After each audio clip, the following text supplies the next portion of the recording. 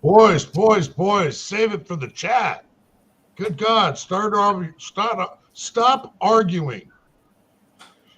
What's up, folks? Welcome to Foreign and Domestic. It is good to be here and good to be the coordinator of the entire shit show. All right, with that being said, Chris, would you get us started off right, sir? Sure will. I pledge allegiance to the flag of the United States of America and to the republic for which it stands, one nation, under God, indivisible, with liberty and justice for all. All right. Thank you, sir. Alan, what's going on, brother? Oh, man, other than taking a hat off to cover my heart for the pledge that's made in Bangladesh, I'm doing okay. Just putting that out there. It's just one of those things that you just wish, if they're going to make something American, make it American. Come on, people. Seriously. The side chat right at the moment, we've got a new Ashley out there, and we've got Georgia trapping and fishing. We've got the Gunpowder Beauty herself, reloading from the hot pot. Thorzak's out there. Tim S. Chorizo blowing.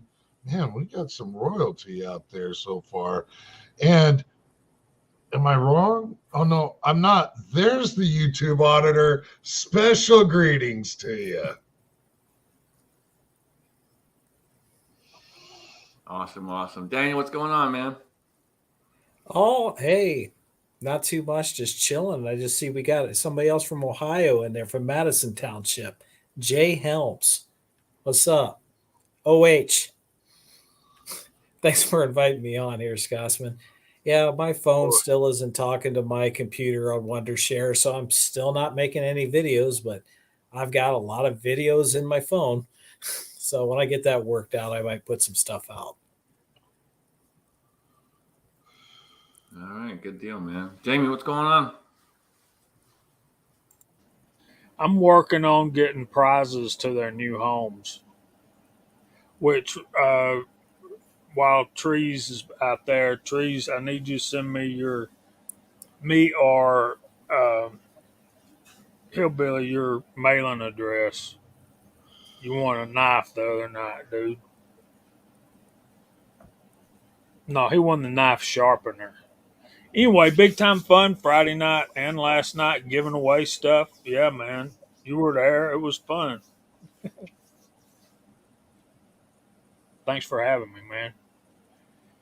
Absolutely. 100%, man. It was a good night. Lots of stuff given away. Kingpin, what's going on, dude? Not too much. I'm busy working on getting Susan Wojcicki back at YouTube so I can clarify whatever mistakes were happening Friday night because, you guys were there. You saw what happened. Yeah, we got your prize on the way, buddy. Don't worry. Is it one of the middle fingers on your hand? Is that what it is?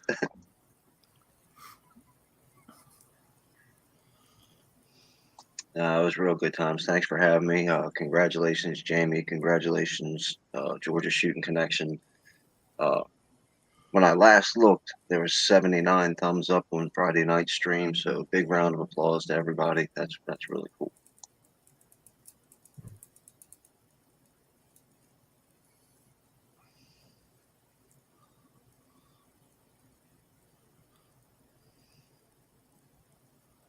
I think Scotsman froze up.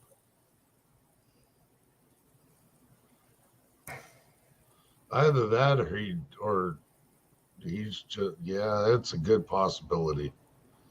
It's a good possibility. Give him a whack upside the head. That usually gets things started. I mean, my little hand keeps smacking him with my screen pointer here, but He's gone. So where did we leave off? Chris, how you doing? I'm doing good. Yeah, Jamie, you had a great show Friday night. That was awesome. Congratulations again, man. So, I've been I've had a good weekend. Got a bunch of filming done yesterday morning, and been sitting in the reloading room reloading the dreaded 9mm all day today. Finally got that caught up. So off to a new project. That's what I've been up to.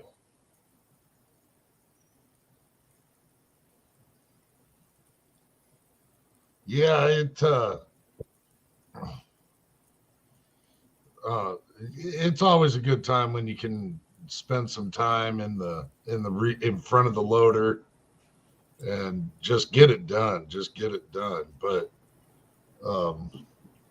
yeah, I pick up brass. I pick up all my brass, especially at my own range. But even when I'm at the other, when I'm like at a state range, I'm constant. I'll clean throughout the shooting, because I just don't want a bunch of brass rolling around and getting underneath my boot and getting damaged while I'm shooting. So I'll even like quarter sweep up other people's booths.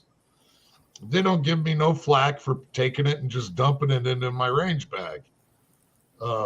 So when it comes to acquiring brass, I do that most of the time, but I'm not gonna lie. One of the main places that I have purchased brass is Starline Brass. Now I brought all this up because we were having a little conversation before the chat, and there's a panel member that has this belief that their pistol caliber carbine actually shoots better with a particular head stamped brass.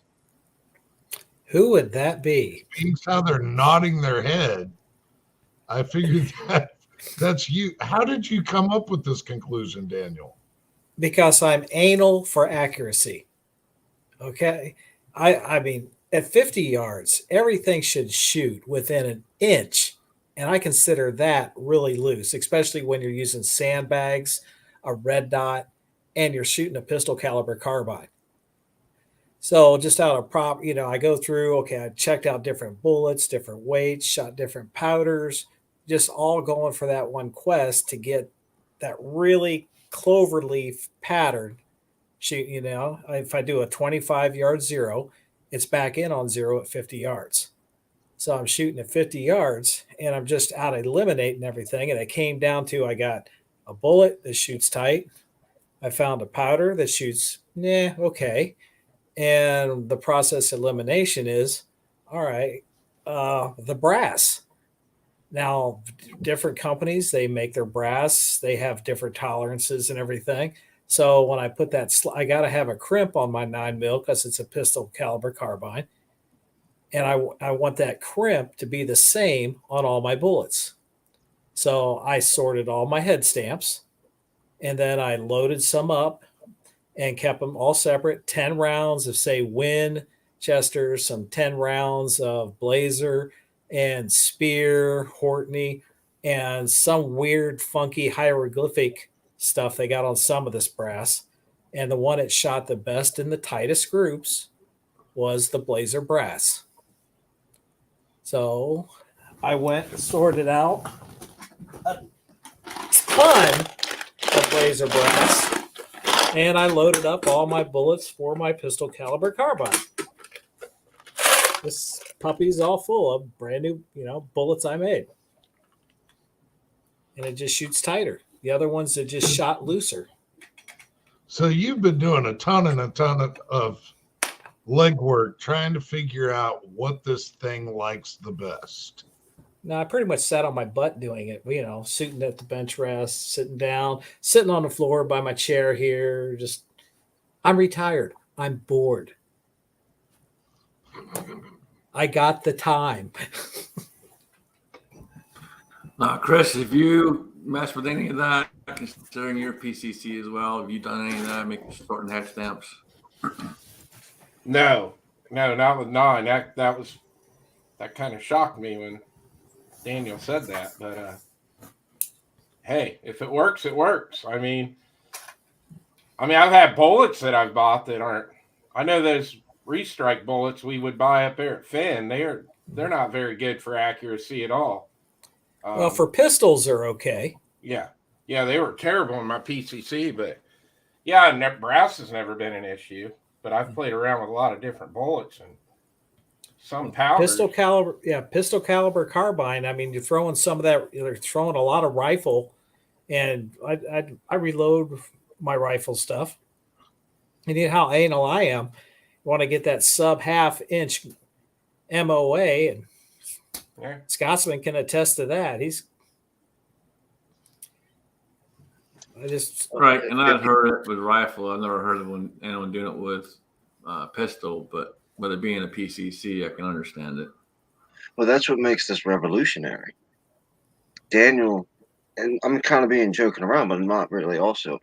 He's setting a trend because there's going to be a young shooter out there that's just getting into the game and is going to hear, okay, well, Daniel's retired. He's got all day to sit around. And that's where Daniel can say, yeah, but you do too if you schedule your brass sorting time.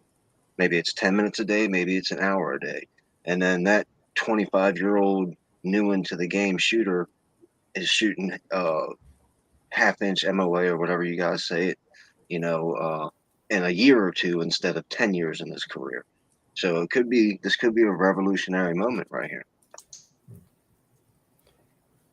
Now, like Fuzzy's here saying, for me to be aware that the lots, okay, they might have a lot number where the brass works great, and the next lot number might not. Well, Fuzzy, I got 90% of all this 9mm brass at one time. I got a friend that's a cop that's a range master for the police department and stuff, where he goes out, qualifies all the police, and I give him some 300 blackout, and he gives me a 5-gallon bucket full of 9mm brass. And that 5-gallon bucket is still being processed. I've been shooting that same 5-gallon bucket of 9mm brass for about 3 years now. And Scotsman will tell you, I will go through 1,000 to 2,000 rounds in 3 weeks just shooting.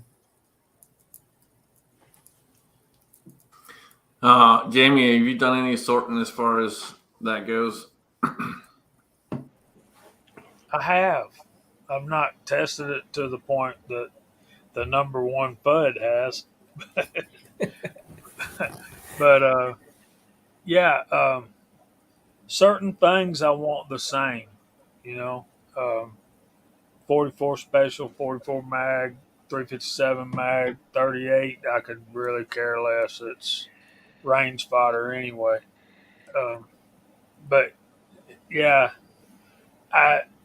it's like, for me, it's not so much that I want the tightest group or whatever. That's going to come as you developing your loads and stuff. What's golly, there's Josh Benware. Unbelievable. Good to see you, Josh. Anyway, my thing is I want them all the same. No matter if I'm loading 9mm or 6.5 Creedmoor, 30-06, whatever. I want the best way in my mind to make sure everything is the same is just grab up the same head stamps. And when I'm separating them, I'm just separating them out, and I'm not doing anything special to them or anything like that. It ain't like I'm weighing 9mm brass or anything like that. But if I'm going to load, like, say, 100 rounds of 9mm because I want to practice so I can go shoot and get in one of the matches around me, which is what I'm thinking. I want it to be as good as I can get it. So I'll and that's all I do. I just separate it into different bags, and I'll grab like today it might be Blazer brass. Tomorrow it might be Winchester or Remington, whatever. That part of it don't strike in my mind. What I'm thinking is they're all the same head stamp.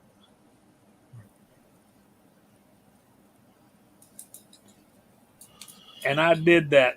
We have an indoor range up here close to me Gene, I paid $75 for a 5-gallon bucket of mixed brass, and of course, it was mostly 223, 556, and 9 millimeter. It had some 40 in it, but it was mostly 9 millimeter. And I still got a box probably like that, square, of 9 millimeter that I haven't touched yet. Right. I've done it with rifle. I've just never done it with pistol. I never saw the point, but I can see where he's coming from with it being a PCC. Yeah. It comes Well, from a I, long gun and just I anal. get the consistency factor. For me, the main thing is just inspecting your brass. When it's 9 millimeter, I'm dealing a little bit of bulk. Um, and yeah, I'm not a competition shooter, and I'm not a bullseye shooter by any means. But I do like to have it consistent. I want my reloads to be consistent. I don't want to be able to even hear much of a variance every time I pull the trigger. I don't even want to hear a variance. More or less, be able to feel a variance. But I've never contemplated 9 millimeter brass being much different at all from head stamp to head stamp. Would I do it? Would I do it with rifle rounds? Likely so. I would I would likely do it with rifle rounds. So it kind of does go to have some validity to it in just that aspect. Um, but again, it's uh, for instance, when I started loading 10 millimeter, um, I couldn't save my brass that I was using hardly for nothing. Picking up brass coming out of the Rock Island 10 millimeter was like hunting for needles in a haystack because it just throws the brass yards and yards away. And so I ended up going to Starline and picking up a bunch of 10 millimeter brass. And yeah, I found that it's super consistent. But I'm getting new brass. I'm not getting once fired. So I didn't need to inspect it that much, but inspecting your brass is not a bad thing. But all the way to head stamps on 9 millimeter, that's a lot of dang time on your hands, man. it now really, I'll tumble a whole bunch of brass, get it cleaned up in the tumbler, so that it dry. Do all that stuff. Once it's dry, I'll sit out there with my coffee, looking for groundhogs, rabbits, deer, and everything out the front porch. And as I turn the brass to look for cracked brass, because you don't want to waste those primers, especially if you are loading large pistol, Alan. You don't want to waste that. You don't want to waste some primers. But it's like, hey, just okay, boom, blazer, boom, win, boom, spear, and right now I'm shooting the Winchester, and I'm loading up that restrikes solid, because that's basically practice and pistol ammo, the 124 and the blazer. It's just shooting in my PCC, the best and the tightest, so that's where I'm putting all my blazer breasts. And it don't, and I just do things in little squirts. I don't sit there and try to go through all 1,200 rounds in one sitting. Because your back, it gets sore. So let me ask you this: for all the guys on the panel that load 9 millimeter, now do you case check or plunk test every 9 millimeter round you make? I will from now on.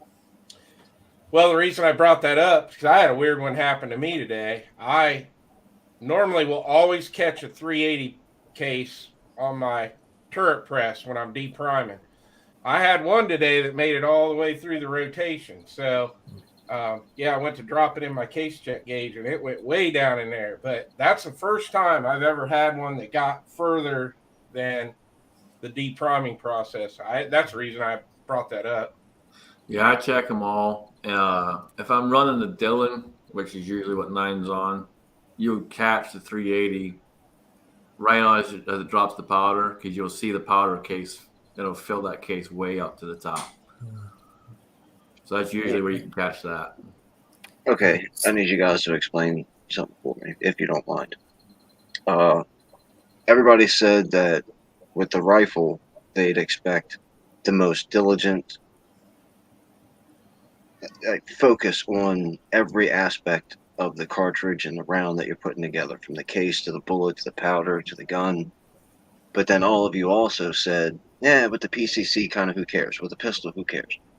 Why do you have that attitude? Like, is it because generally with the PCC or the pistol, there's a lot of variant in the movement of your body that you can't regulate like you would with a rifle? Like, how come it's a big deal with a rifle, but nothing 9 else? millimeter is not going to grow that much. So when it comes to rifle rounds, like Daniel was saying with laser brass, now the brass is different from each company to company, and so the brass is going to grow differently, especially in a rifle from that company. And you want, when you're doing rifle, you're trying to go for precision a lot of times, so you want to make sure you're trimming everything to the same length, keeping everything the same.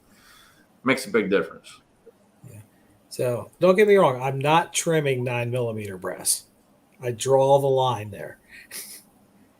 But to get the consistency for the crimp, because I'm running a PCC semi-auto, and there's a lot of violence. I just want that consistency there because it is a carbine where I can pull it in a tighter group. A pistol is a close range gun. Everything, 90% of what you're going to be shooting is going to be 20 yards or less.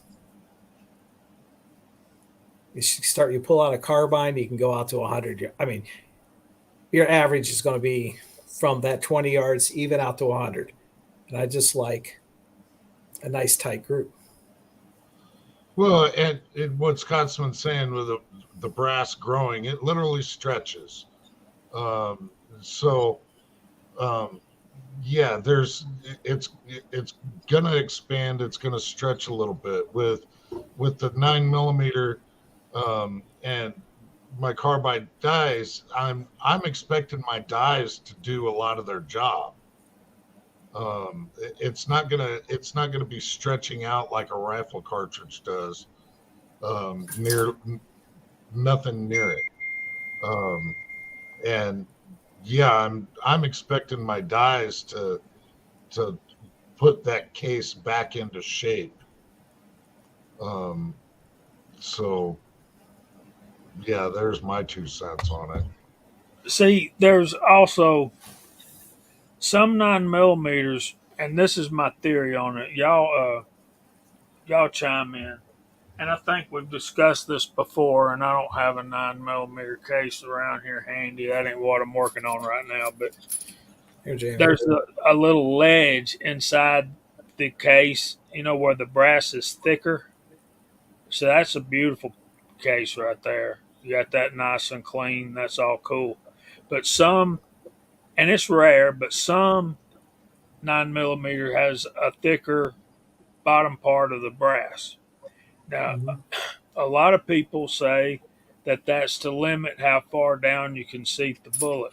I think it does two things. I think it limits how far you can seat that bullet down, but I also believe that with that extra brass in there, you're going to hold less powder, but at the same time, you've just shrunk your combustion chamber. I think what a part of what that's doing is it's giving you uh, more pressure on the back of the bullet with less powder. Thoughts? I've ran into where you could just see by looking at holding the brass that the brass is thicker and it's more beefier built in some. But No, there's literally a visible ridge around inside, yeah. the inside. Yeah.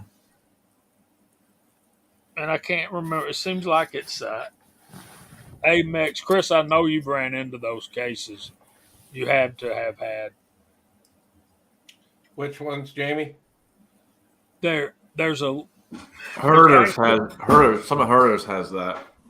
there's actual ledge on the inside of the brass. It's like where the bullet sets down and it can't go down any further. Yeah. And it reduces the size of the inside of the brass, obviously, so it holds less powder. But I think in exchange for that, the shrinking of the combustion chamber is going to increase the pressure on the bullet. Therefore, you're going to get the same amount, the same velocity as you would with you're going to get the same velocity with less powder than you would an Without the ordinary. ridge and more powder. Right. Right. Okay. Yeah, I agree with that. I'm looking at it right now down the Blazer on one hand and the Winchester on the other. And I can see there's a different size difference looking down in there to the bottom of the circle down the ring on the bottom. Like the Blazer is a smaller and the Winchester has a flatter, wider bottom. Yeah. See, Trees knows exactly what I'm talking about. I'm not talking about a taper on the inside of the brass like a shotgun shell. I'm talking about a physical, visible ledge. I'm talking 15 to 20 thousandths thicker brass. So would you expect to see more of this like in factory rounds that are like plus P plus plus or you, I would expect to see it more in unfamiliar head stamp, unfamiliar, lesser known 9mm factory rounds after you shoot them. Um, I've never bought any that's been like that. The ones that on our range pickups and like those I bought from the range, you find those in there. I wished I had one, but Tommy Boy knows what I'm talking about. Trees are blowing knows what I'm talking about. It's actually you've got the regular thickness of the brass at the top, but you go down a few thousandths or about where the bullet would be seated to, and it's almost like an internal neck, if that makes any sense. I mean, it's the regular angle, but yeah, there's a ledge inside there, and yeah, Tree says it's more on overseas brass. Yeah, I've seen it. I've seen it on some herders before. I haven't seen it. I don't think I've seen it on anything else, but I've seen it on some herders. So you know what I'm talking about.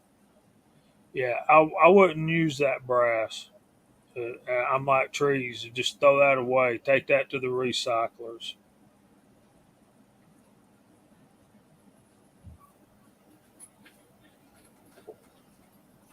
I feel like I'm derailing the process here. No,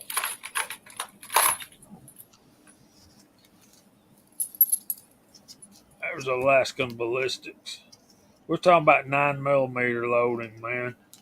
well he said that he has seen it on federal brass.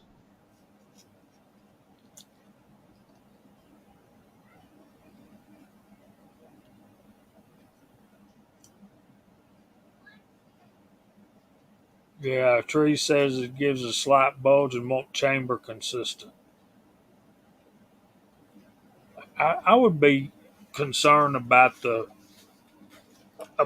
pressure with as it relates to the load data that we have, because I'm pretty sure that the load data that we have in our manuals is not taking that case into consideration. Probably not. I mean, if you look at the manuals, they all usually have a diagram with thicknesses and all the rest of it on there. More than likely, it's probably not taking that into account. I'll find some pictures of it and share. Well, and adding material, I don't. Yeah, they're it might be changing the pressures a little bit, but it's actually adding the beef to accommodate it. Is what I'm assuming. That's why I'm like, is would you think that this is something you'd see out of out of hotter loaded factory rounds like plus P rounds and so forth. So, all right, a plus P means they just added more. Like if your regular 9mm recipe calls for 4 grains of tight group, plus P is 4.5 grains of tight group. That basically all plus P is. Essentially, yes, it's a higher pressure round, and some firearms could accommodate them, some can't, and it just varies. So you have regular rounds, and then you have plus P, and there's plus P plus plus. Some that are just like really really hot rounds.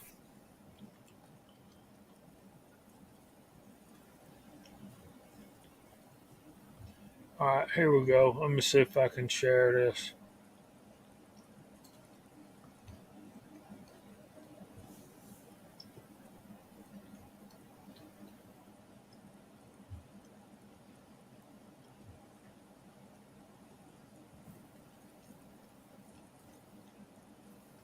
See those ridges right in there? See how it's are y'all seeing it? Okay. Yep, I see it. I remember it being a little higher, but Well, not only is it ridged, but the base is what? Beefier. Like almost twice as thick. yeah, it is. The flash hole is twice as long in that as the other. So you've got a severe decrease in your powder holding capability. No, Tommy boy, what happens is if you don't have a wrench, uh, you can't post a link in the side chat. That's all that is. Yeah. Yeah, I can see how that is really beefed up so you don't get your brass exploding or separating down there.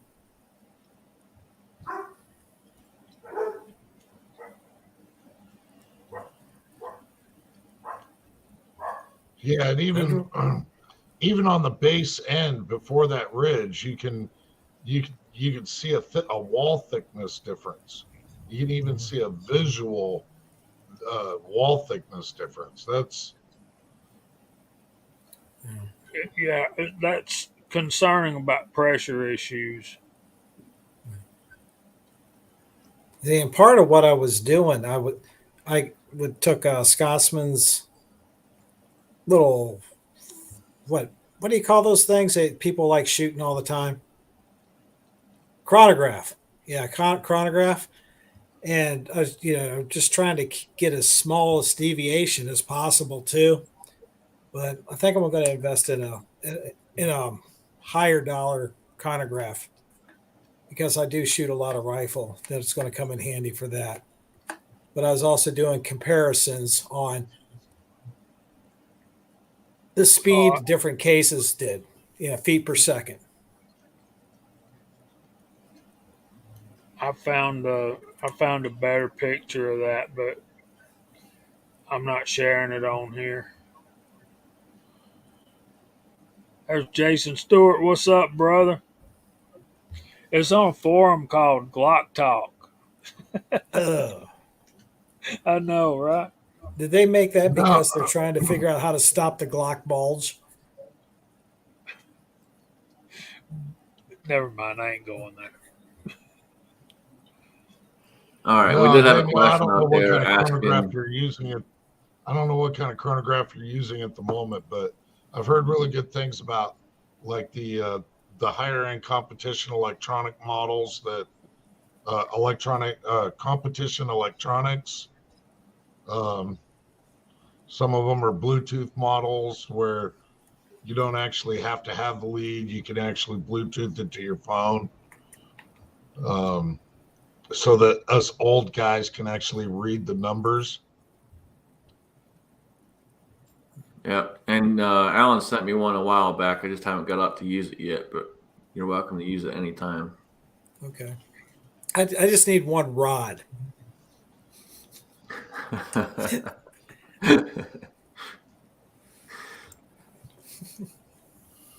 You who can had a make that question? go down to the auto parts store and pick up some brake line tubing. It's got to be smaller. Oh, okay. I know which tubing you're talking about, the long one. But Scotsman, you said somebody had a question out there. Yeah, we had a question out there. Spectre Solutions was asking if anyone has any thoughts on the federal synthetic. I've shot a lot of them. I mean, they're good for competitive shooters that don't reload their own ammo because they're guaranteed to make power factor. So if you are shooting like a higher level match, like a level 2 or 3, and you have to chrono your ammo, it will pass. But it's just a polymer coated bullet is all it is. It's no different than a Summit City or a Brass Monkey or a Blue Bullet. It's the same. It's just their version of it that they're selling already manufactured. But it's good ammo. I mean, it's accurate. But the main thing is the reason most guys use it is because it'll make, if they go to shoot a major match, they know it's going to pass chrono, so they won't get bumped down. It's very similar to what we're doing powder coating our bullets, our cast lead bullet.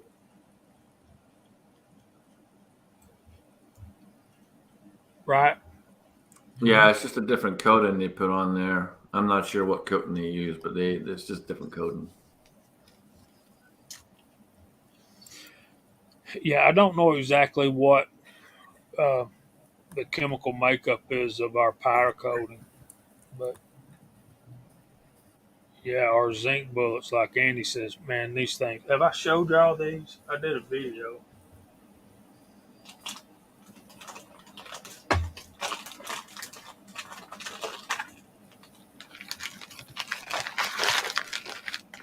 I'll have to get one out the bag. Look at that.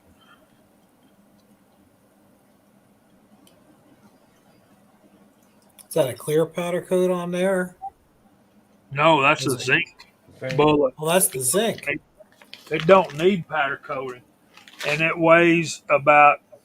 It's 195 grains in lead, but in zinc it's 119 grains. So it's got the same mass, just lighter. So think about how fast that sucker is going to be going. And recoil is pretty much non-existent. So yeah, I might be deer hunting with some zinc bullets this coming fall. How She do should they not. mushroom? They won't mushroom. Say again, Kingpin. That was a very beautiful round. That's pretty bullets. Andy does great work. You And need to take and set it up on like a little bench and then play some Marvin Gaye music around it and do a 360 video. down, down, down, down. I've been really trying, baby. Barry White. Go for some Barry White if you're going to go. Yeah, that's a little over the top for me. Marvin Gaye's about as far as I'm going in that direction. Hey, if you're going to go tard, go full tard. Hey, no Barry Manilow. Oh! I've heard Barry Manilow owns a Glock. No. I believe it. We got Alaskan ballistics trying to corrupt Chris out there. Stop, man. Stop it. I told him I have one. I just don't have it on the wall. Well, you're nearly running out of dang room on that wall. I know. Yeah, it's getting full. For anybody who's keeping the historical records, you can mark this down in your calendar. I found out what 22-250 means today. Oh, the rifle round? Believe me, for the longest time, I just correlated it with what is the Ruger 1022? So everybody calls it the 1022. So when I started hearing the 22 250, I thought it was just another. So my friend bought a Tika, and he was telling me, he was like, "Yeah, I got this nice Tika," and I know what a Tika is, so I know he's got a nice gun. And he said it's a 22 250. I asked him, I said, "Is it tube fed or magazine fed?" He's a good friend of mine. He gave me one of those kind of weird looks and said it's magazine fed, and just moved on. Later on that day, I sat down behind it, and he hands me this giant round, and I was like, "This isn't a 22." And he goes, "Yeah, it's 22 250."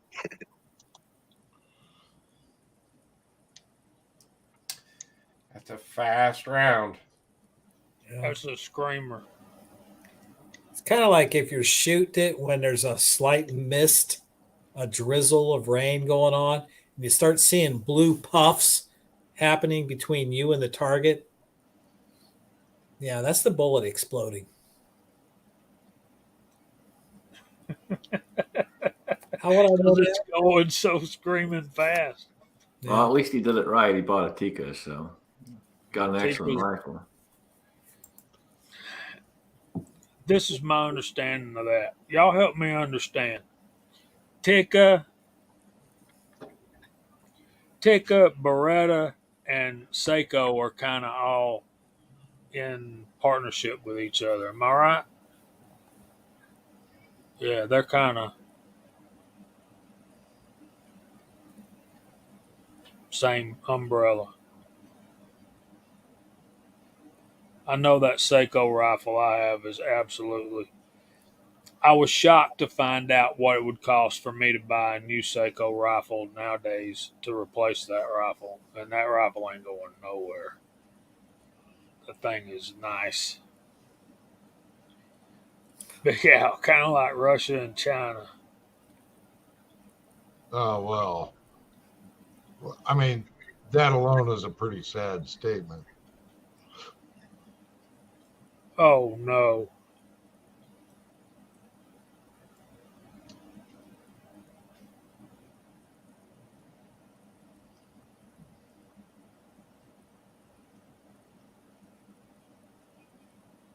Yeah, 500 rounds with a 22, 500 yards with a 22 250 is nothing. Yeah, it's flat. See, we got Alaskan out there saying he thinks that Kingpin should have known that. Well, we're always learning. So there you go. Today was Kingpin's day. He learned something. Nothing I wrong with just that. want to.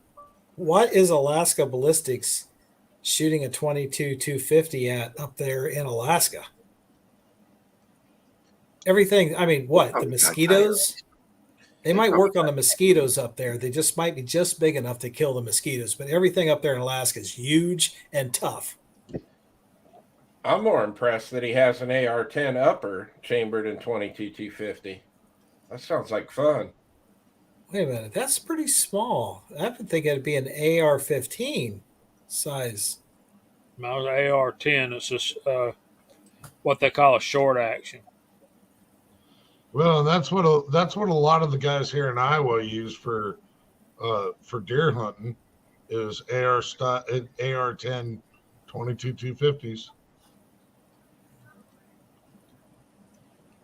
Well, the reason that I went so long without knowing what a 22 250 was is I didn't use the thing between my ears. I heard, assumed, and never looked into, and it was basically irrelevant to me. So, and I never like talked about it into it. Today was the only conversation where I said something that sounded dumb. Like I've never been in the middle of a conversation talking about how much I love 22 250 and didn't know what it was. But I could have looked into it and educated myself long, long ago. So, and there is a lesson there.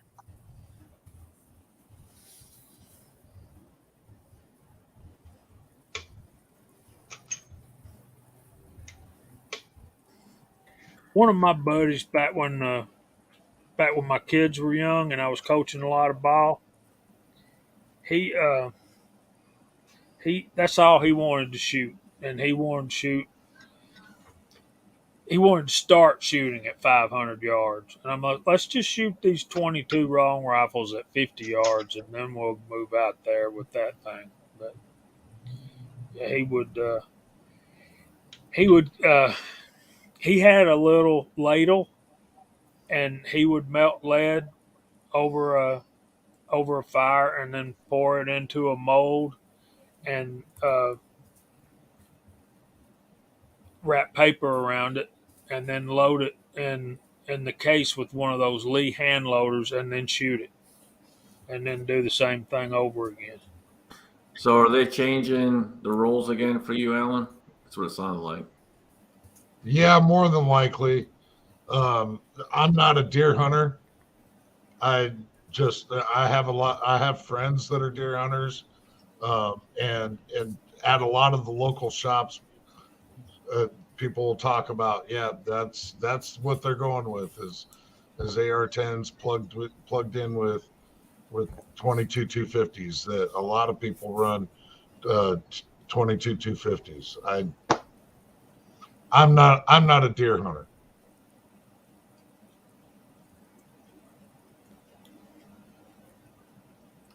How could you guys shoot those poor Bambies? That's just terrible. It's awful. Murderers.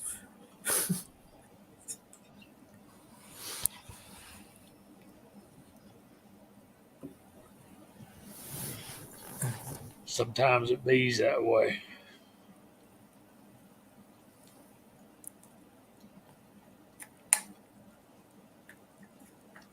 There's Hillbilly. Howdy, Hillbilly.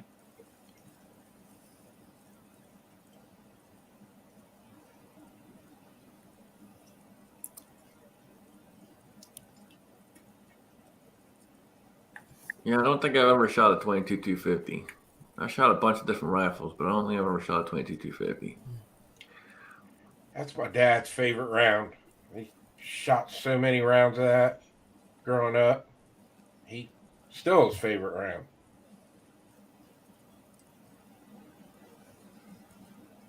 My experience with the bullet keeps blowing up, even on sunny days. I'm not getting a good penetration, and it'll hit the groundhog, and it'll explode on the outside. It's not making that penetration. And when it does, it just totally liquefies everything in it. Yeah. Jason Stewart's 100% right. Shoot deer to protect your truck. Absolutely.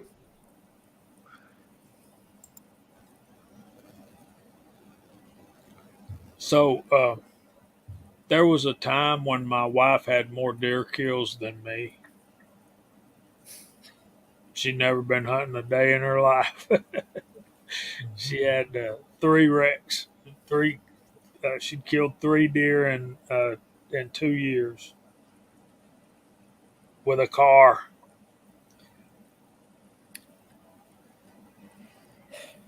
Right there with you, Jamie.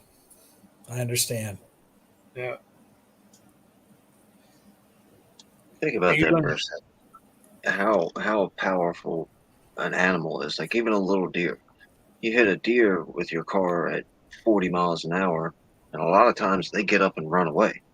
You hit a human with a car at 40 miles an hour, they ain't running nowhere.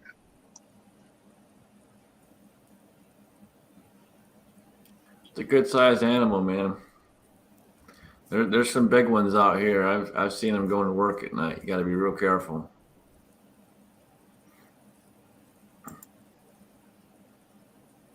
I think another part of that kingpin is the fact that humans rely on hospitals and ambulances. Deer know nothing of that, so they have a will to live that is unbelievable.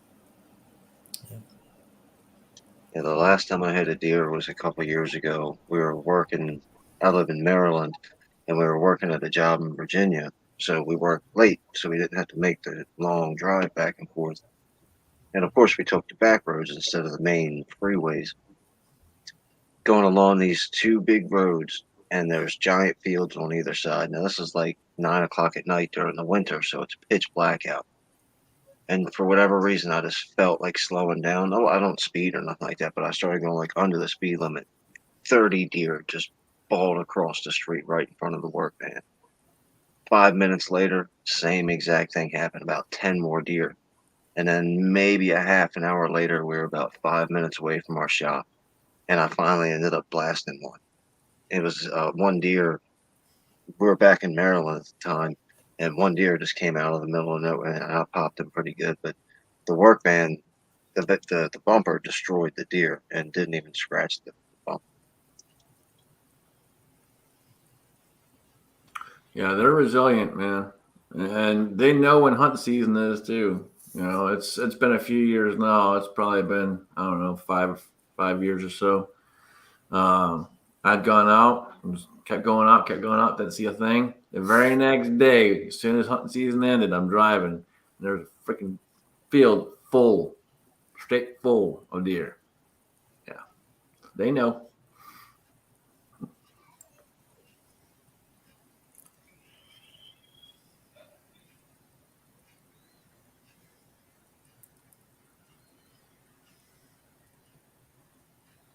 So we've gone from brass to deer hunting.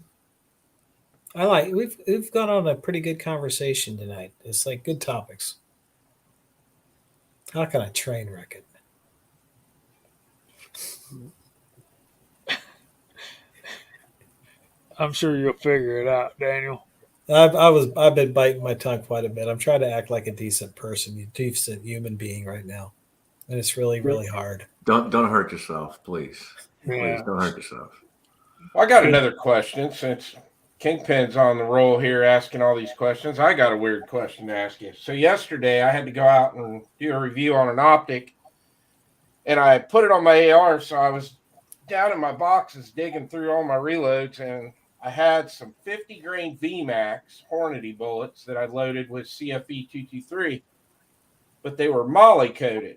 You guys ever shot? I don't think Hornady makes them anymore. I think I bought these bullets from like an estate sale or something, but the bullets are all like a real dark gray, and they're called molly coated. And I looked them up, and Hornady used to sell a lot of them. What was the purpose of that molly coating? Help the aerodynamics of it, I'm pretty sure. Well, they were pretty damn accurate. Like, Yeah, especially if I'd have given them to an actual good shooter, I can't imagine the groups they would have got them, because I was getting really good groups out of those. But they were 50 grain VMAX, but they have a molly coating. yeah. And I think what happened, why the reason they discontinued, people were screaming that they're cop killers. It's made to go through the bulletproof vest easier. It's a high-powered rifle. It's going to go through steel like that. It's like MC and Chad Kelly saying over there. It slicks up the barrel. It's almost like, you know how we talk about copper fouling, filling in all the bad parts of your rifle barrel, making it shoot more accurate. Molly does that instantly. One shot. And then the rest of them are just, yeah. So save those bullets there, Chris. When you go to break in a new barrel, get that molly in there. Okay. Yeah, I got a bunch of them.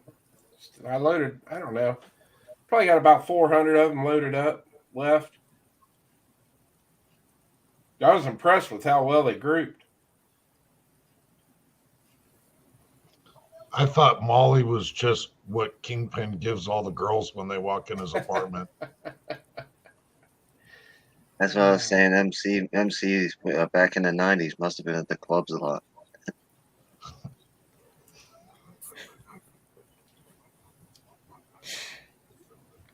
Tommy Boy says HBN is better than Molly. I have no idea what HBN is. Let's ask Google. She knows everything. What do you think? Careful. Make sure your parental controls are turned on.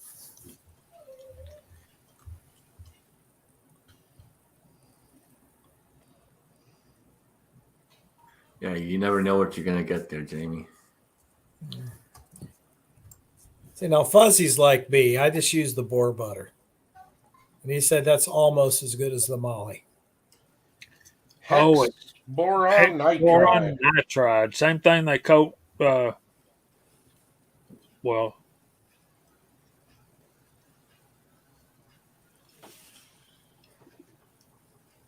You can get it. You can buy it. You can buy kits.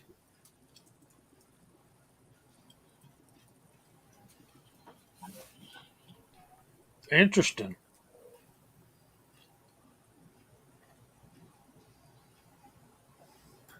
Tommy's boy is saying you gotta use more powder. That's interesting.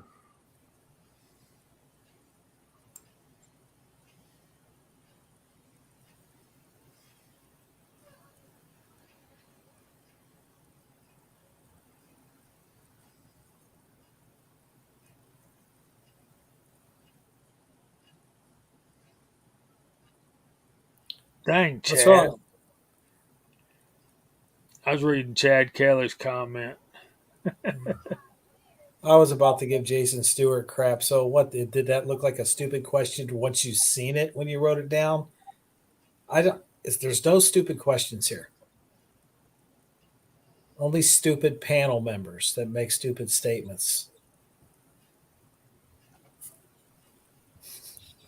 But Val's not here.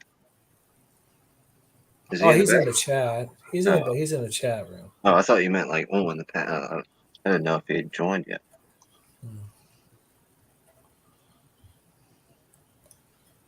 No, he built a bolt action rifle. He's out there gonna go test it, get it sighted in. So it almost looks Out like there you put trying that to in a stroke the tumbler bull. to apply Man, that. we got some great people out there in the side chat. Alaskan Ballistics, Chad Kelly, Fuzz Fork 8, Jason Stewart, Josh Benware, MC Michael Dunn, New Texas I Can, Papa's Place, Reloader 762, Steve Woodworking and Stalking, Tactical Fudd, Tim S. And it's just going on and on. AllenBePro be out there. Watch out. Tommy Boy, Woods. Man, it's great side chat out there. Great to see everybody.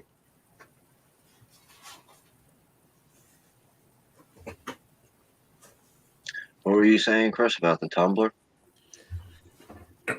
I'm over here reading how you apply that coating on those bullets. Maybe somebody out in the side, maybe Tommy Boy knows how the application process works too. So this Molly stuff is stuff you put on your projectiles, not on the barrel. It's on the barrel. It's on the bullet to put it into the barrel. Okay, I get it.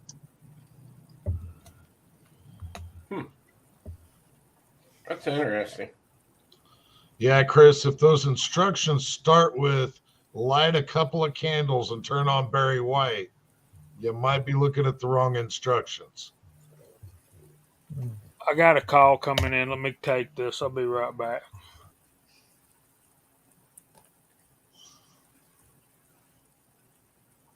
We got Rich White upgraded. Awesome. Very well done. Boom, boom, boom. Another one bites the dust. Well, in Rich's defense, since this is on the internet, Rich does not own Glocks. He didn't upgrade from a Glock. He was just saying that the CZP-10 that he carries is better than the Glock. That's why instead of buying a Glock, which a foolish person would do, he made the right decision the first time and bought the CZP-10C. Just to make sure, just in Rich's defense, so he doesn't have to type all that out. Oh, he just called me out in the side chat. I misread his comment. And Bald Val is wanting to know who can weld the magazines together. That's actually not a very difficult task. I mean, depends upon putting them together. What, did one split, or do you want them? You want to make your own, because you can kind of make your own. Just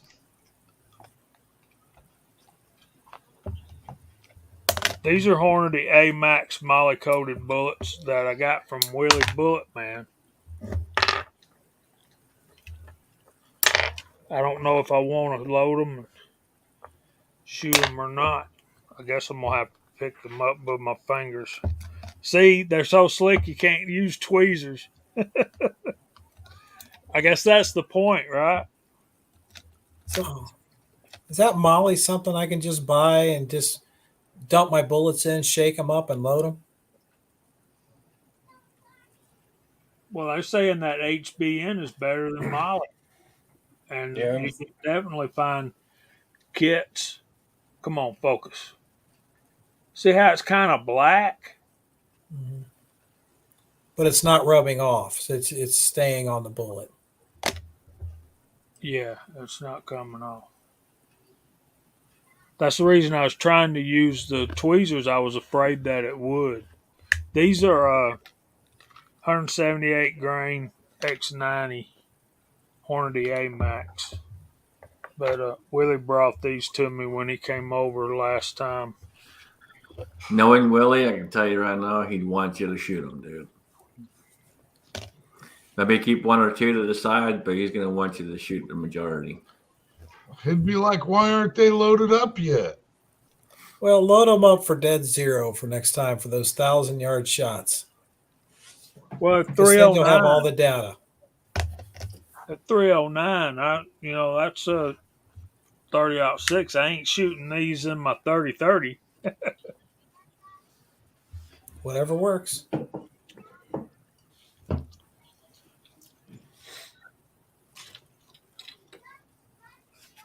Yeah, Mark's frustrated trying to get his 30-06 out to 1,000. Yeah, Jason says you can get Molly and swab your bore with it. Saw Josh Banware switch to the PO7. Good choice. Good choice. And it's good to see him out there. We haven't seen him in a long time, so hope you're doing well, buddy. My thoughts exactly.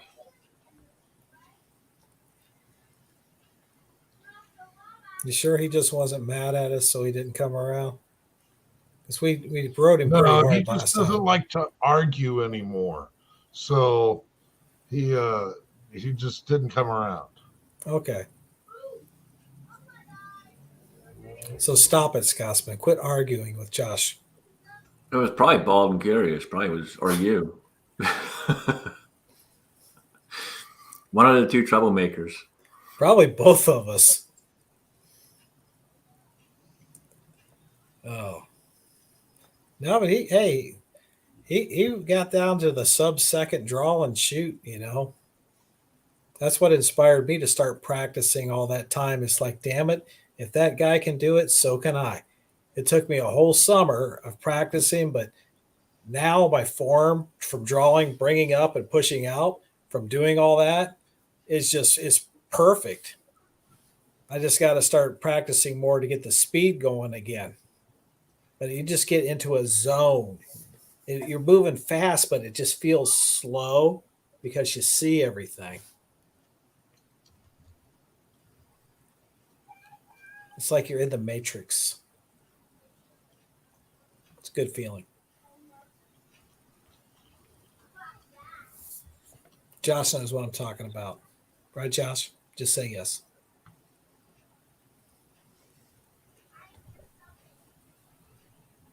We've got different options out there as far as coating the bullets.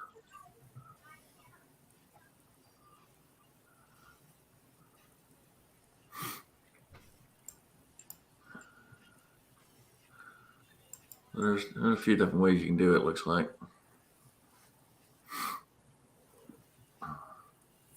Alan, you been shooting any rifles at all, or you just been out with the pistols, man? As of late, it's just been pistol. I haven't put anything in the rifles in a little bit, other than the 1022, because I was moving things around and doing different mounts and doing different scopes and trying different things. So Yeah, I haven't done much in the way of rifles as of late, other than just I've probably gone through about 300 rounds in the last month. It's mostly all been pistol.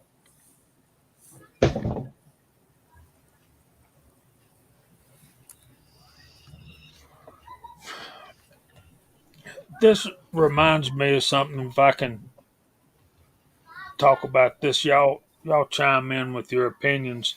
You know that particularly Andy and CW and some of the guys have been really persecuted by some of their content when it comes to videos about bullet molds and casting and such. Um, the other day, and what made me think about this is MC said you can buy spray on Molly at Granger. Well, I saw a video the other day of Bubba Roundtree Outdoors. I don't know if y'all know him or not, but he had a brand new buckshot mold from Lee, and the first thing he did was take a can of that Molly and spray the mold, the cavities on the inside, all of that. And no, I can't remember if he sprayed the cavities on the inside or not, but I know he sprayed the the uh, the sprue plate and the top of the mold. And not just that, I watched that whole video, and of course it had just come out a week or so ago, but they hadn't taken it down or anything. So what's the deal? Well, that's the thing, man. If you're big enough, you don't mess with it. That's what it seems to be.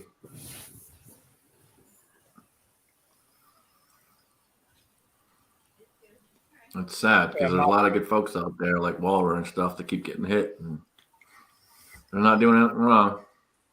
No. Michael Dunn said, yeah, he sprayed the whole thing.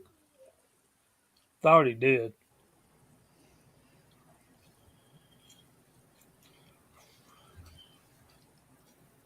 But on the flip side of that too, Jamie, there's a lot of small channels doing it as well, and they're getting away with it because they're too small to be noticed.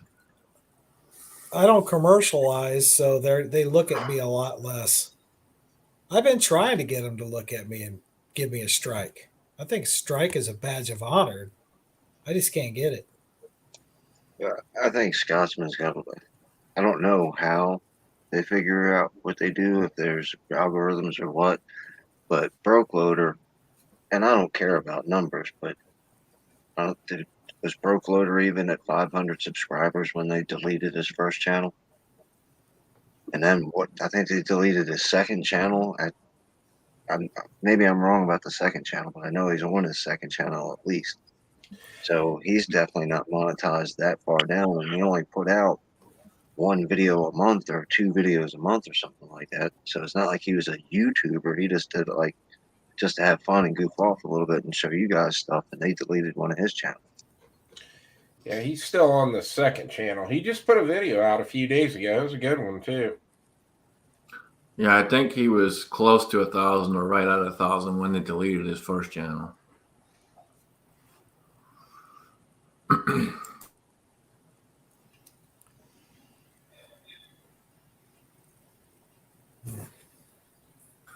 Yeah, it'll happen, Josh. I had to go back through and change and delete and work on different videos here a while back. I got 2 strikes in one night, 2 a.m. and 3 a.m. It was crazy. I had to go back through and reorganize and change stuff around a little bit. So far, other than the live chat strike, we've been good. But that's a permanent strike. And I'll take that proudly. I'm okay with that. Was that me and somebody else comparing our 1911s? I have one no and one yes. No, that permanent strike is for talking about politics. Oh, we're just talking about a regular strike. Alan, I think Alan remembered that. Yeah, we got Yeah, I hit on remember that what one. you were talking. I remember what you were talking about, and it was showing a particular thing, and yeah, they shut the chat down for that. Um, Yeah, thanks, Daniel. God. Hey, anytime.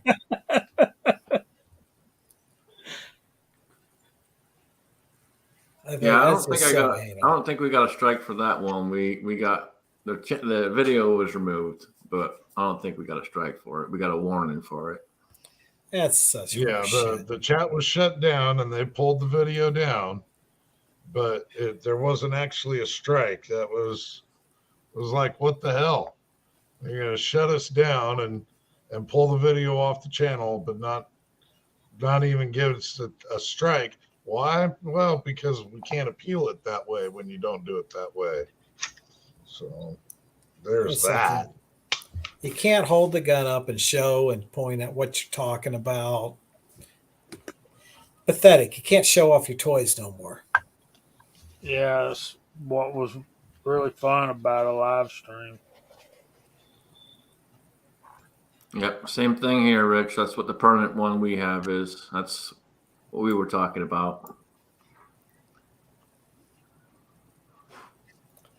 Misinformation. Yeah.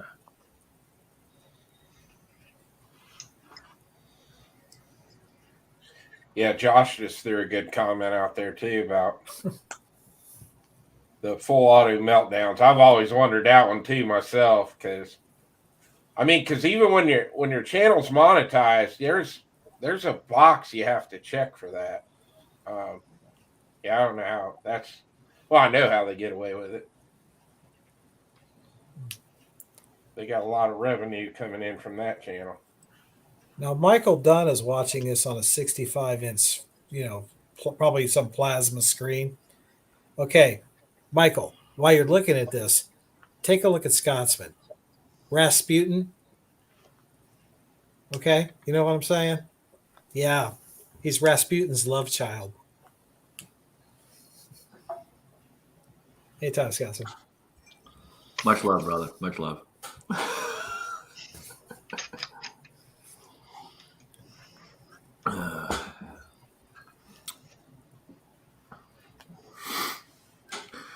So Jamie, you had a major mark yourself here. So what videos you got planned coming up? I'm working on a 308 load series. On the budget side, I'm not going out and buying redding dyes or anything like that. I'm going to do 308 with what I have as much as possible. So it'll be multiple videos. But we're going to start with brass prep. Then we'll get some measurements from the gun as well. You know, a lot of I think too many people overlook where they're setting their shoulder bump and that kind of thing. Uh, get in there and see how big that chamber is, and then try to fit some brass to that, and show how to use some Hornady tools to do that. Of course, we'll have to check brass for size. We'll have to size brass. We'll have to take the measurements before we size the brass, and just basically go through step by step to produce some ammunition for a friend of mine that will actually poke a hole in a deer and leave a blood trail. That's what we're after. But he's going to get more than that. First thing we'll have to do is work on that scope, man. You put the gun up and you have to lean your head up as far as you can to get a full circle in the scope. So that's the first thing that's wrong. To poke a hole in a deer and leave a blood trail, the first consideration is going to be hitting the deer, right? So we'll have to pay some attention to accuracy. But Become Absolutely. confident with the gun. Josh, it's Know good your seeing you. gun. Appreciate you showing up, brother. You see, this is you guys. We got to go back to evolving, and you guys are all about accuracy and humane kills and stuff. You got to get full auto, get the NFA banned, so we can go full auto and just spray the forest, and then go look and see what we got later. Spray it with a 9mm lung busters, right? Yeah, and if they let These me use things. dynamite at the lake to fish, that would be Wait a a minute. lot Alan, better. see, Alan knows. They don't let you do that there? Apparently, they shake their heads really hard bad when they see you do it. You need to move to a free state, man. Like West Virginia and Kentucky. That's common there. yeah, our lakes down here, dynamite don't sink. So that's how thick our water is. It just floats on the top. Well, they also got these probes with you hook up to a car battery and they zap it and the fish come floating up and that don't make any noise. That's what you want for nighttime fishing. That's what the DNR uses to get their samples. I'm like, I saw them doing that one day. They come up and ask me to see my license, and then they pull this crap, and I'm like, what? Where do I get one? They're not hard to make. No, we got to use drones for that, right, Kingpin? No, because remember, we already got rid of the NFA, so you could just take your F-16 up. Oh. I think we need drones that have night vision capable. That way you can go out there and scout from your porch while you're drinking coffee. Spectre Solutions is the man for your night vision. Well, they Yep. they have night vision and thermal drones. You just Yeah, got to look get your at them checkbook thermal. out. All right, since we always push and test the waters on this channel anyway, let's take the shit show off the rails and go with it. Thoughts on the Trump being indicted? Daniel. It's more propaganda to go after the competition. That's all that is. Hey, they indict him. They're going to have to indict Biden. Same thing. But of course, they don't want Biden to run because they realize he's an idiot also. So they're just going after Trump because he's not part of the system. He's derailing the system. But they'll let him go. The Republicans will let that ride because they don't want him either. Yep, right there. AMC is 100% smokescreen. Yep, absolutely. What's your thoughts, Jamie? I agree with MC. And Daniel, it's useless drama. Useless drama. I mean, they had the gall to ask Mike Pence if he was elected, and this is when he's making his announcement he's running for president. They asked him if he is, if he's elected president, will he pardon Trump? And he said that's a lot of hypotheticals to be talking about on the day I announce my candidacy. And I'm like, yeah. But if you look past that, and Kingpin's going to chime in on it, they've got him not only indicted, but they have him tried and convicted and all but sentenced. You know, if you're going to indict Trump, there's a whole lot of other folks you need to be checking into as well.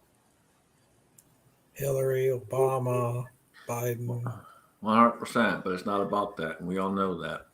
Just like magically now we have proof that there's UFOs. I mean, come on, it's all about smoking. It's all about they're now getting the Senate involved and wanting to talk about all this, blah blah blah. It's killing time in the Senate. That's all they're trying to do is chew up the time in the Senate, because they want to leave the ATF alone. They don't want anybody to bring up the ATF in the Senate.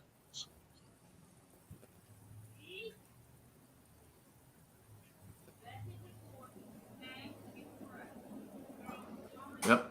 It's one big, huge distraction and the whole 9 yards. Kingpin, what you got, man? It's never been about Donald Trump. It's never going to be about Donald Trump. And as long as you keep pretending that this is about Donald Trump, you're never going to understand this is not about Donald Trump. Well Amen, said. brother. Well said. Chris, what's your thoughts, man? You know, the thing was, this indictment popped up right when something else was getting dug up on Biden again. So, you go back to what MC said, it's a smoke show. And then you read Tommy Boy's comment out there where he's talking about this Mel Gibson miniseries coming out. Thing is that you can't, doesn't matter how much proof you throw in front of a liberal, they're not gonna, it doesn't matter. They're never gonna, they don't believe it. They're so, their mind just goes one way, and you can't persuade those people. I mean, it's almost, it's impossibility even talking to them about stuff. It's because they think with their feelings, not using logic. Correct. And I mean, I think the biggest thing that drives me nuts with them is the fact that, they cry about, the gun control and all that, but I mean, they're perfectly fine with getting all their freedoms ripped away from them. And that's the scary part. When you got people out there that are okay with what little bit of freedom you got left just getting stripped from you, there's not much reasoning with people like that. But yeah, it is a smoke show. I mean, there's so much shit going on with Biden right now, and it'll always just get put over on Trump. So let's indict him again, and then something else will pop up. Well, let's indict him again.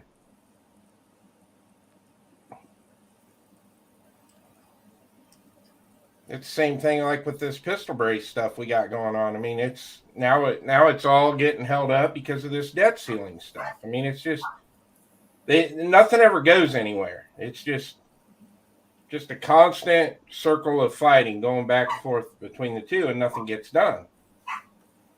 Right. And the only way they can get things done is by doing this, tying stuff up, because then they get little things through here and there under the carpet, and you don't see it.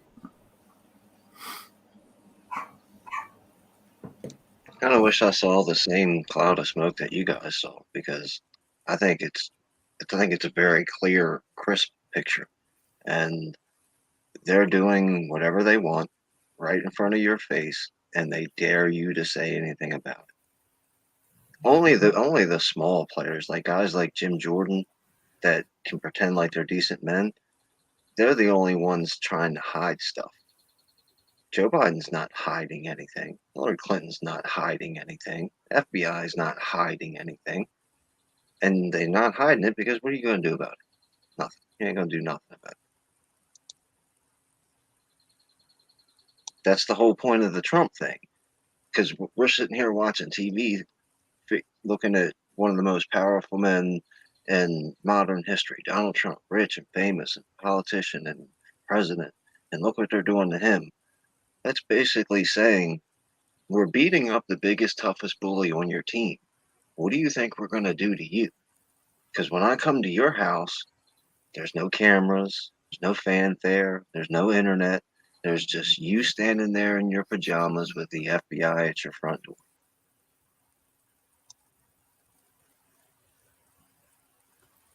Yep. You're not wrong, brother.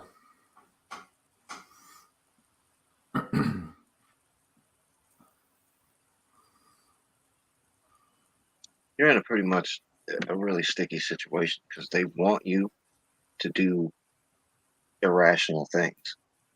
And the moment you do an irrational thing, they're going to drop every law book in the country on top of your head to make an example out of you. No different. one of the popular things is do a tax revolt. Now, all of us could be standing here screaming about we're going to do a tax revolt. And then when April comes around, I'm the only one in handcuffs because none of you guys tax revolted. Only I did. You guys just talked about it. And then when I get locked up and thrown in jail and all this kind of stuff, everybody's going to make a bunch of videos. Look, hey, look how stupid Kingpin is. He didn't pay taxes. We warned him about that. And also another thing, it's like the psychological thing. I'm not trying to talk bad about it. I'm just saying the way people think.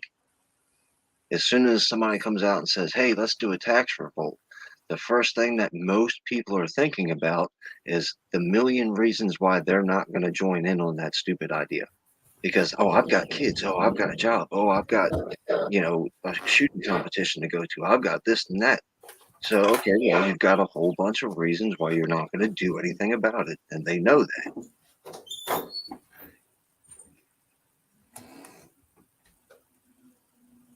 Yep, you're 100% right, man. Absolutely. Yep, MC says it good. Wait for that comment to show up so I can put it up. But he says it good too. Here we go.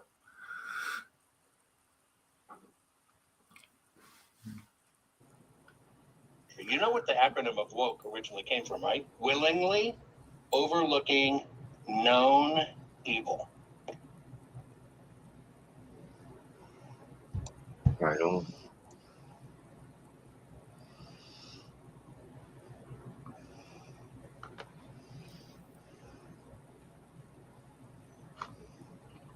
Yeah.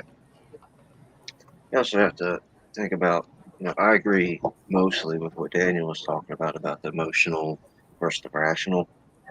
But you guys have heard me say it a million times. I don't talk to them. I don't care what they do. I expect the worst of them. I only deal with you guys. And let's admit, we're emotional just like they are. We're not nearly as logical and nearly as conservative minded as we think we are. There's a lot of stuff that we light our hair on fire over too.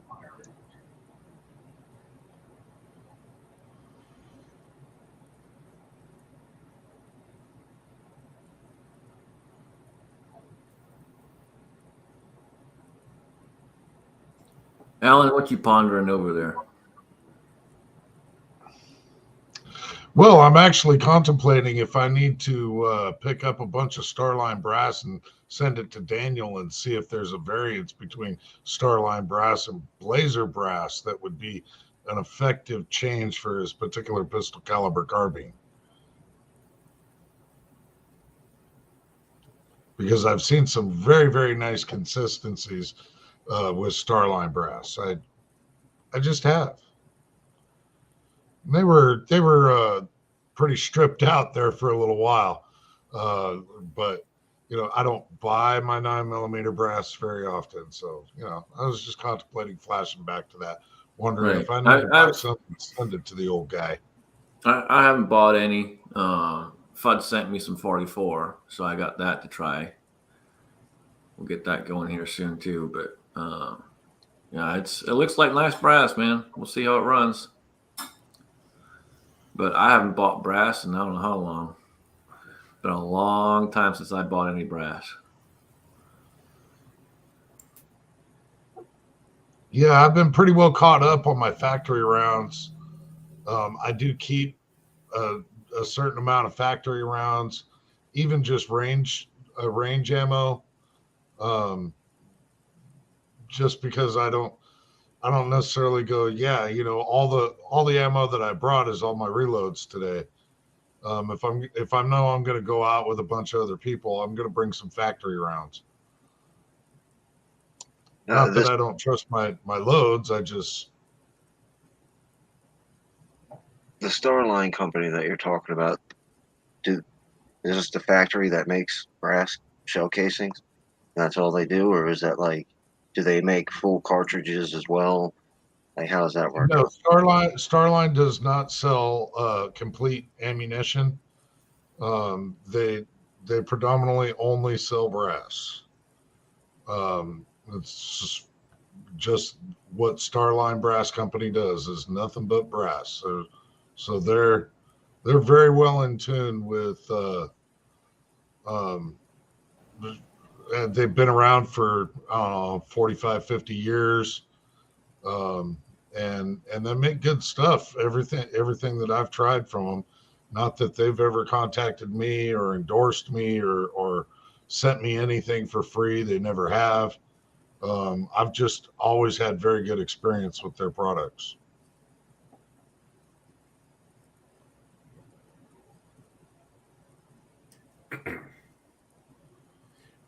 I'm over on their website now. It looks like they got a lot of stuff back. Looks like pretty much everything they got's in stock right now.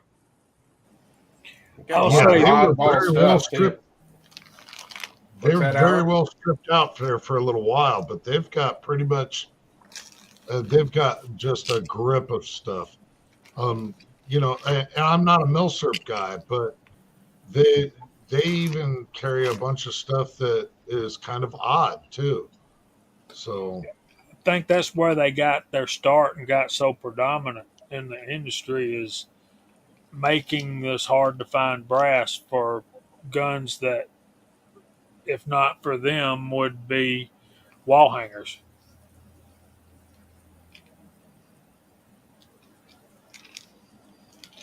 And I shoot Starline brass in my 6.5 Creedmoor, and it works.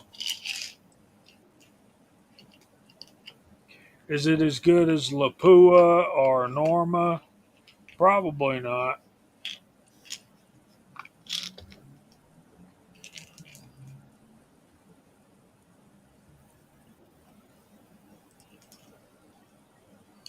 Steve, those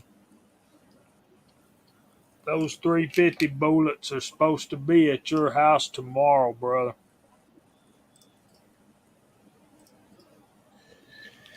I got Floridians over to him today too, Jamie. I just wanted to let you know that.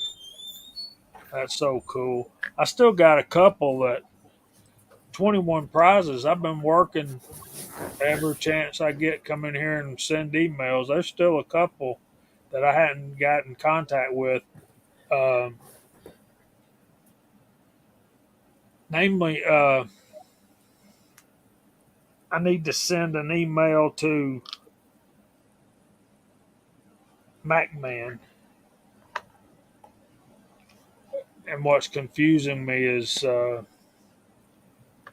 MacMan is giving away a prize and is winning a prize. So I got to get all my ducks in a row so I won't have to send multiple emails and confuse them.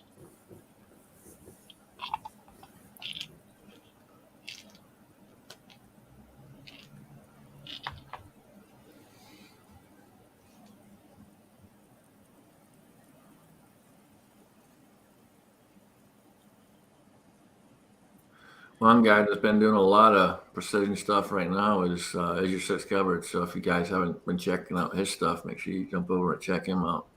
He's traveling around and doing a lot.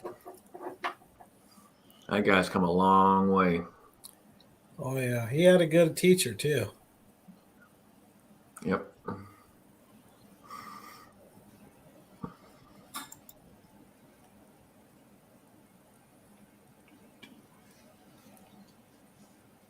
I texted him yesterday, asked him something about a particular knife, and sent him a photo. And about, I don't know, 30 minutes later, he texted me back. I really can't tell by a picture right now, but I'm at a shoot. But he did text me back. So I'm waiting to see that their video come out. Hopefully he can shoot something in Ohio if he makes it through this way, and if the stars and moon aligns. Right. I'm not sure if there's a whole lot of PRC or anything out this way or not.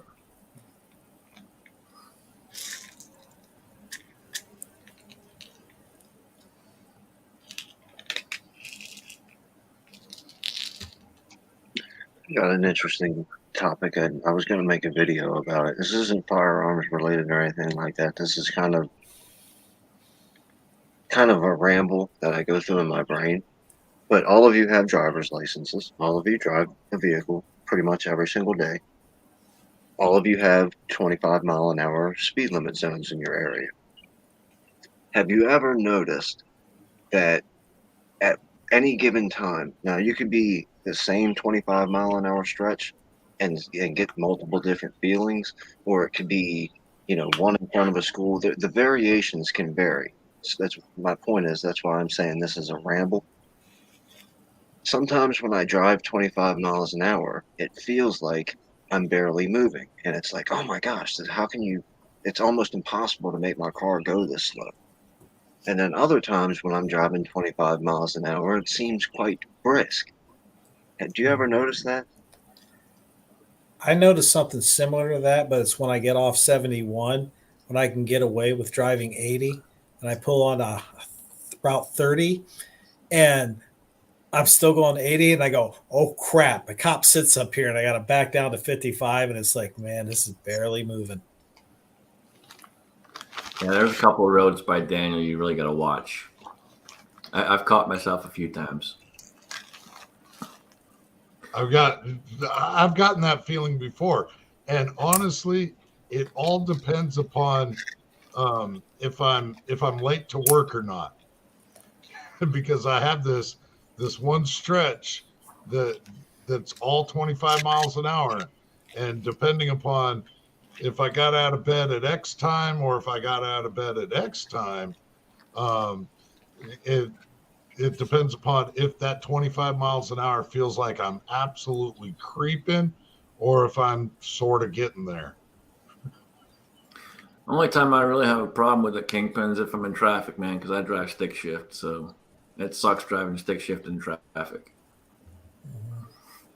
Yeah, I didn't take that into consideration because all the vehicles that I drive are automatics. I had a kid riding with me once, and he thought I was driving really slow on purpose, but I was going the speed limit on base. See what had happened? We were working on this airplane, and he cut his hand. So I loaded him up in the truck to take him to the hospital so he can get some stitches.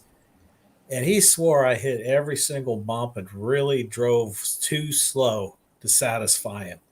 And I thought I'm just driving along fine, paying the speed limit and the laws. I mean, it's no big emergency. Apply pressure, don't bleed on my damn truck. And he wasn't bleeding on my truck, so I was good to go.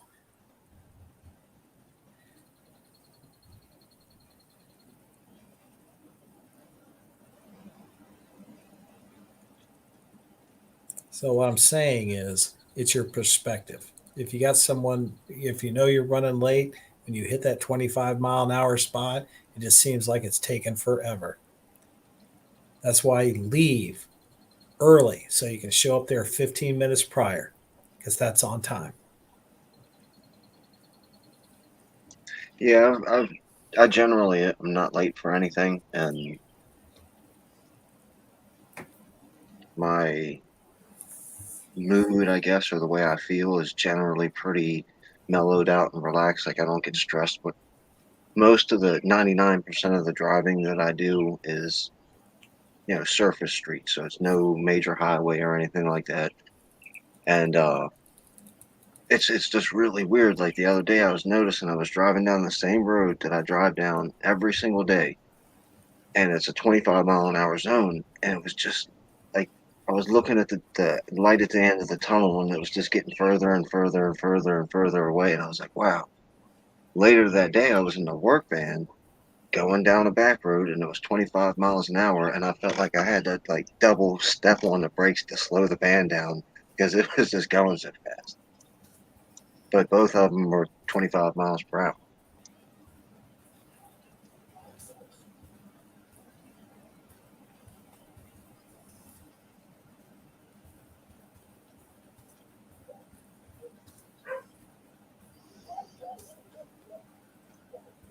And Steve, they sell stuff that you could just go while you're driving, man. That little pad you're sitting on will take care of that.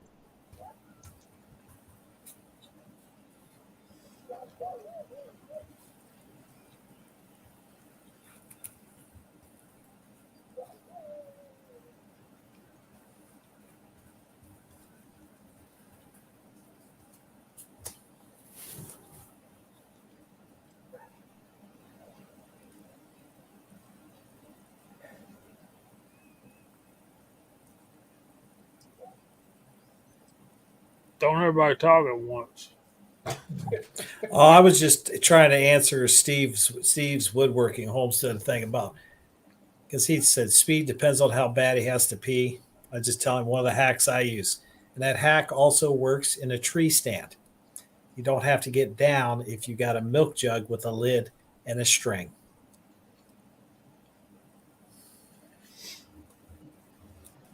My hunting partner uses a Ziploc bag. With a sponge? No, just a Oh, Ziploc okay.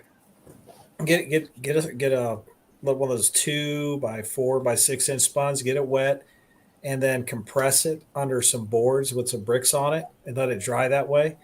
Put that sponge in the Ziploc bag, and in the Navy we call that a piddle pack.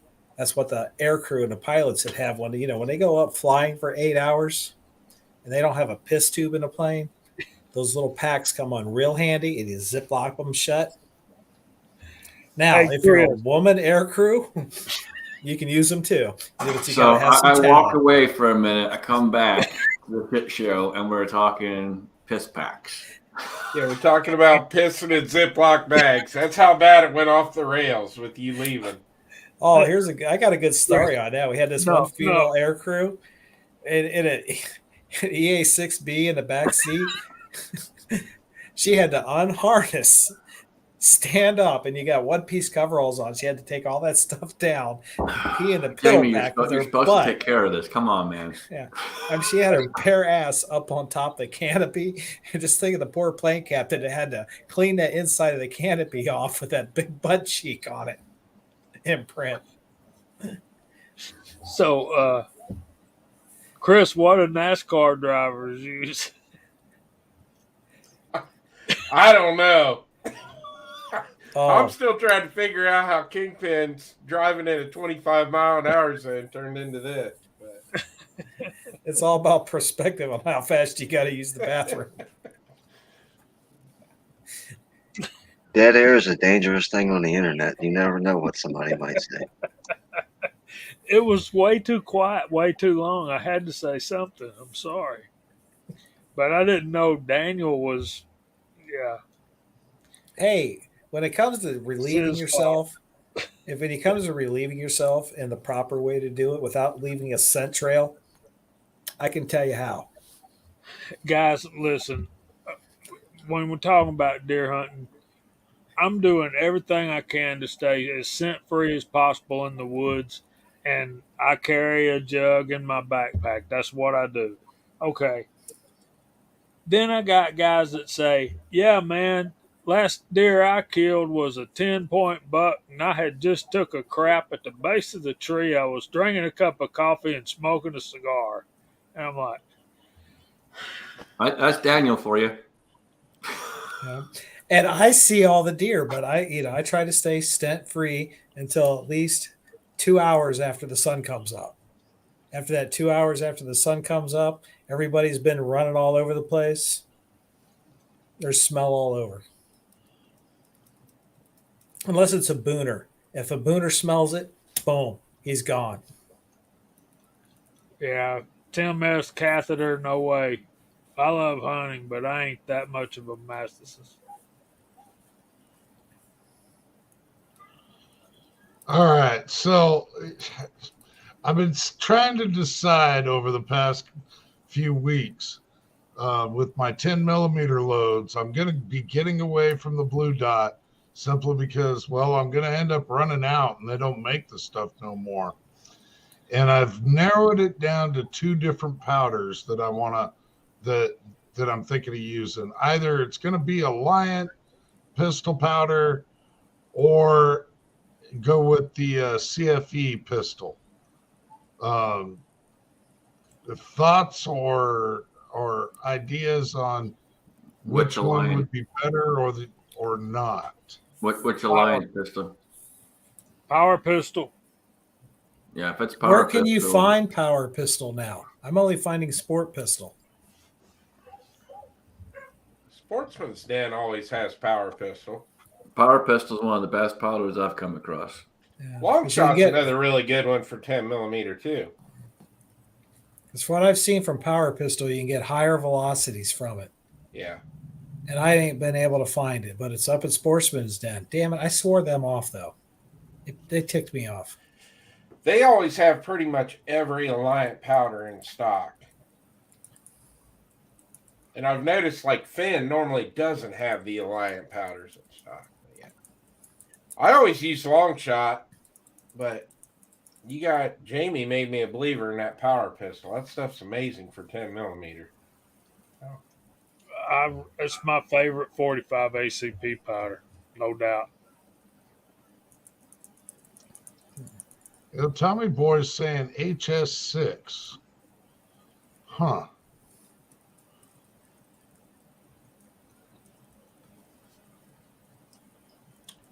Yeah, Alan, if you can get your hands on power pistol, you're going to be really happy with it for 10 millimeter. Yeah, it's a fantastic powder across the board. Gene says he's got it at the shop. Order some from Gene's store. Yeah. Yeah. Yeah, I'll have to get with him and see what the prices are. Yeah,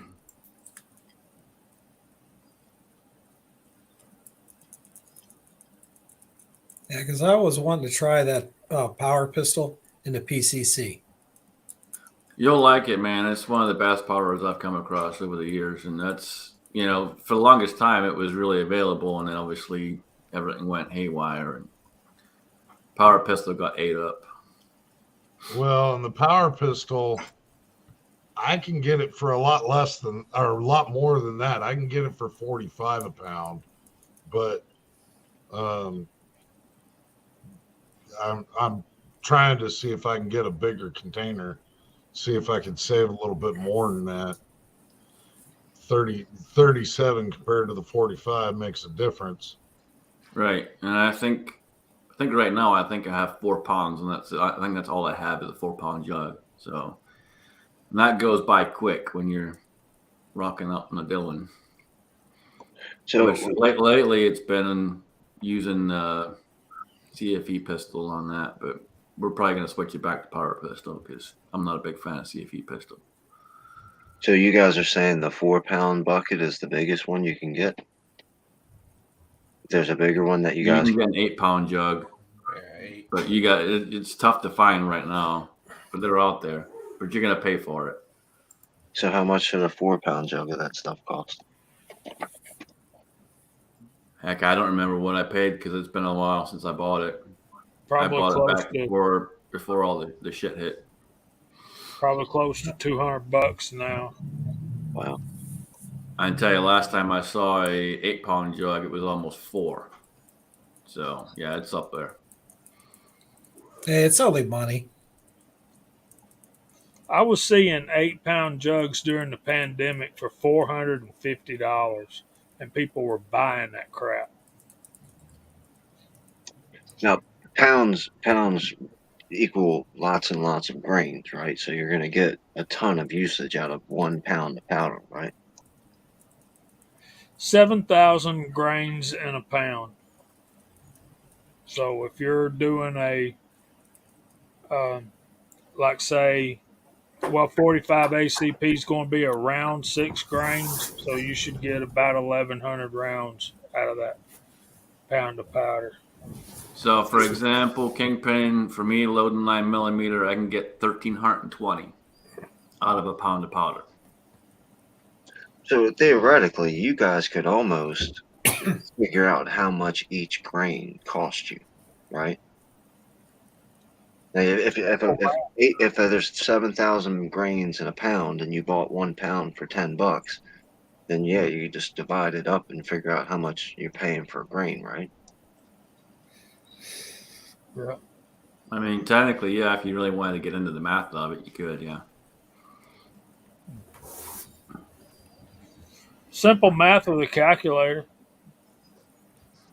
Well, it kind of makes sense if you're trying to be economical about it, not necessarily because I know reloading isn't intended to save money, but trying to be economical about it, it would make sense to think about how much it's costing you, especially since, you're saying you're only using 4, 5, 6 grains in your average, civilian type of loads.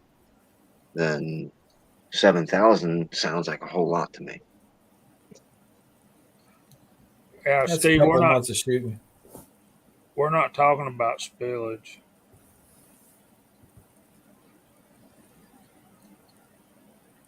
None of these guys spill anything. It happens, man. I did everything I could on the Dillon to avoid and reduce spillage, but it still happens. It's not as much as it was when I first got that Dillon, but it's all the different things that I did and switched out made a huge difference to it. But it's still, every now and then, you'll still get some powder spilling out.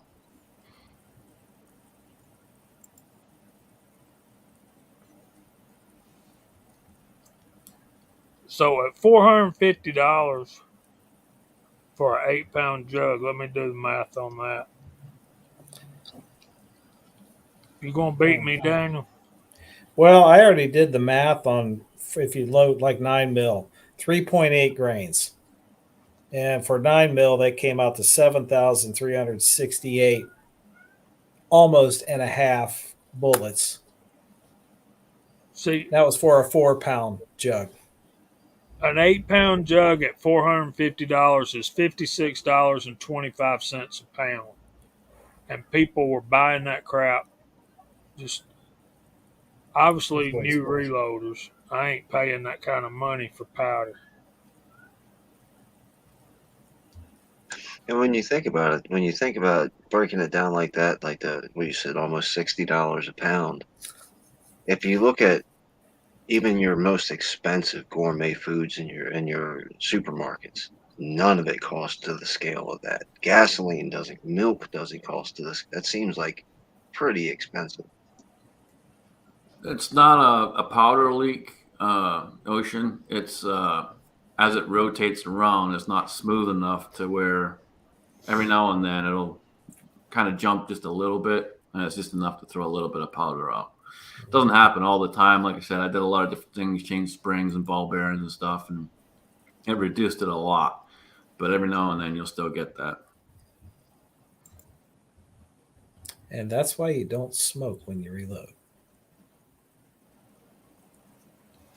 Yeah, so Chico did the math. At $30 flat, it's less than half a cent per charge. Per For grain. 9mm. I'm assuming that's going off of 5 grains. I don't know. And Chico in the house. How you doing, brother? Good to see Chico out there, and we're getting about that time, so we're gonna start going through the room. Sorry, Chico. Good to see you, though, brother. Appreciate you being out there. Jamie, what you got, man? Thanks for having me. Been a fun time. I'm working on 308. I hope to have a video up by the end of the week. Get started on that. Thank you all that subscribed and helped me get the 1,000 subscribers. I appreciate it more than I can say. And you guys are awesome. Be patient. We'll get your prizes to you as soon as possible. And check us out Friday nights at 8 o'clock on the Georgia Shooting Connection channel. Thanks again, Scotsman. Absolutely appreciate you, man. Next time, do a better job in moderating while I'm gone. Not walking back into P-Talk. Daniel, what you got, man? Oh, besides listening to your flock of wham-whams, well, I'm just shooting my PCC, trying to get used to it, so I can get proficient with it. And then once I'm proficient, I want to become deadly with it. And I'm just out here practicing right now. I'm going to be meeting up with some other guys shooting some steel here in Pennsylvania. And after that, I'm going to be the next month. I'm going to be shooting classifier, an all classifier USPSA match, and I want to shoot the pistol and the PCC. And right now, I think I'm probably going to beat myself with the pistol. Then I'm going to beat the PCC with the pistol, just because that's what I've been shooting like crazy for the last 6 years. But hey, I'm having fun doing it. Thanks for having me on, guys. Absolutely, man. Yeah, the most important thing, have fun with it. Kingpin, what you got, man? Not too much. Good conversation. Thanks for letting me be a part of it. Everybody in the chat, thanks for hanging out. And go check out Rich White. He's live now. Absolutely appreciate it, brother. Tommy boy, you're right, man.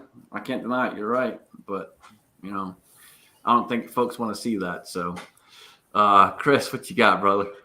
Hey, thanks for the invite, man. I had a great time.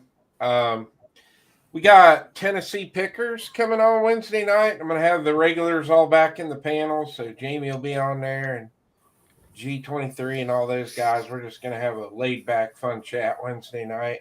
And got a bunch of videos coming out this week. And like I said, side chat was awesome. Had a great time. Thank you, Scotsman. Absolutely. And you've got Monstrum Week coming up, don't you? Yeah, I'm gonna do them. They're gonna be premieres, so I'm gonna watch them with everybody. We're gonna premiere them all, I think Tuesday, Wednesday, Thursday. We're gonna do 6 Eastern, and yeah, it should be fun just hanging out with everybody in the side chat. So I'm looking forward to it. It's gonna be a good week. Awesome, very cool, man. Appreciate you showing up. Always good having you on. And man, side chat was rocking and rolling. We had lots of good conversation, and appreciate everyone out there. That being said, I'm going to throw it over to Alan to take us out right. Yeah, the side chat was absolutely busting tonight, man. Thank you all. Thank you all for showing and contributing to the conversation, leading us into other conversations, keeping us sort of on the tracks. If Daniel wants to stick around after the chat, I might be able to assist him in being able to put videos up, even though I will not be, because none of my videos are worth watching. They're just not. But the one thing that is worth watching is keeping your magazines loaded and one in the chamber. Woo!